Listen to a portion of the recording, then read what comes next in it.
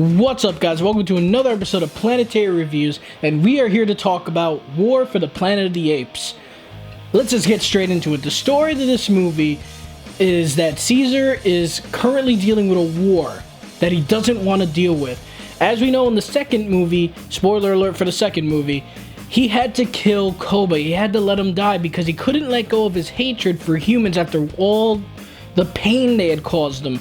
So he was forced to let him go and die. And in this movie, Caesar is dealing with the consequences for making that decision. Because of that decision, he now has a war to fight. He has to fight these humans that are slowly becoming extinct almost.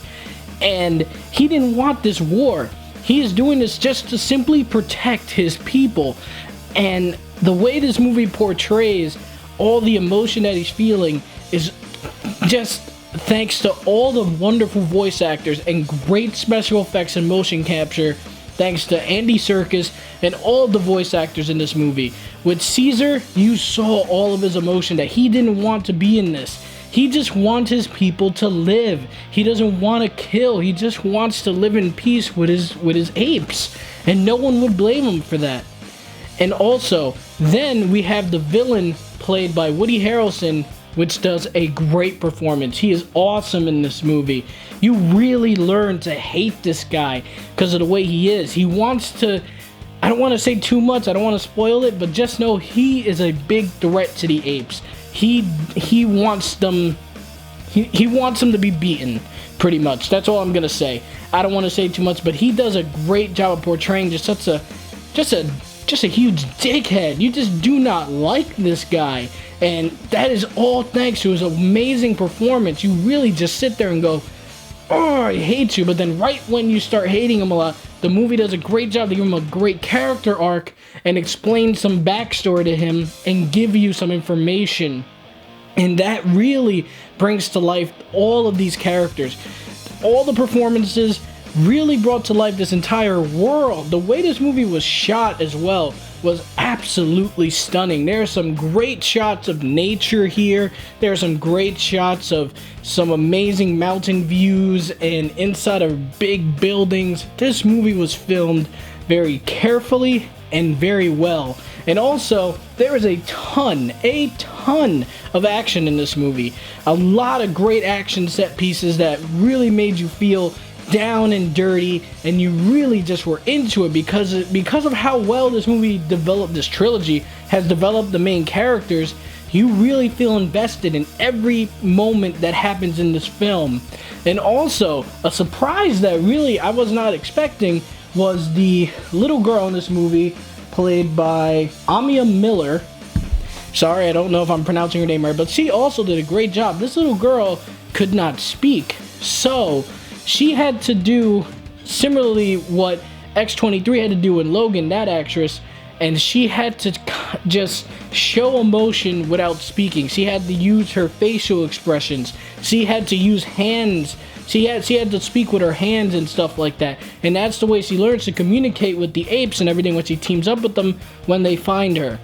She did amazing. I loved her performance. Great job from her. Very adorable. It was very nice to have that nice little girl there to bring some heart to this film. Speaking of heart, this movie also had a good amount of comedy.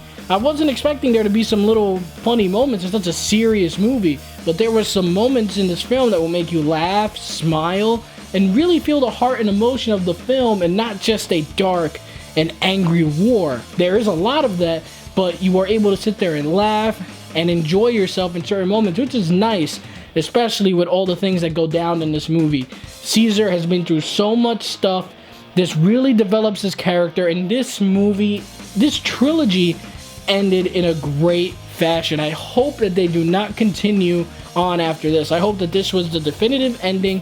It is the new Planet of the Apes trilogy, because this was great. It had a great beginning, middle, and end. Fantastic film. Guys, definitely go out and see this movie. This movie had a ton of heart to it, a lot of emotions, a lot of intense scenes, great performances, and amazing special effects. Thanks to the voice acting performance of Andy Serkis and his motion capture talent. And also with an amazing story with some twist here and there that really make you go, holy crap, wow, this this made me understand his character more, and I really enjoyed it. And the way it ends felt amazing. It felt perfect. I hope this is the end and it's truly finished. Because you know why? At the end of the day, War for the Planet of the Apes gets an outstanding A+ from me, guys. If you already seen Spider-Man Homecoming and everything that's come out so far, definitely go out and see War for the Planet of the Apes. This is an amazing film filled with heart and emotion. Like I said, great movie. I walked out of this theater really happy that I took the time to go see this film. But my next movie review will be Dunkirk, and then after that, I'll be going out to see Atomic Blonde. So those are going to be my next 2 movie reviews. For game reviews, like I said, I might do Fortnite. I do not know. I might start something a little different on the channel, a new type of videos. Let you guys find out for yourselves if I decide to do it. But yeah, those are the plans for the future right now. I hope you guys enjoyed this review. I tried my best to review this movie without giving spoilers, because this movie you deserve to walk into this movie and just experience it for yourself without knowing every little detail. So I'm sorry I couldn't go into some more detail about the story, but I do not like taking that experience away from other moviegoers. So, but guys, thank you so much for watching, and as always, have a great day, guys.